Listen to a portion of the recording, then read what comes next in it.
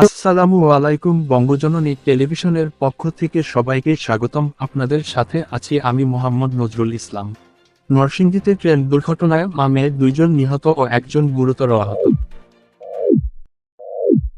কতটুকু অশ্রু গড়ালে হৃদয় জলে সিক্ত, কত প্রদীপ শিখা জ্বালালে জীবন আলোয় উদ্দীপ্ত, কত ব্যথা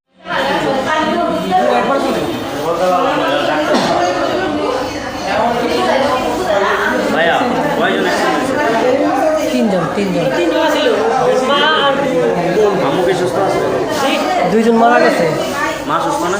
না, মারা গেছে। রাস্তা পার হয়ে গেছে, রাস্তা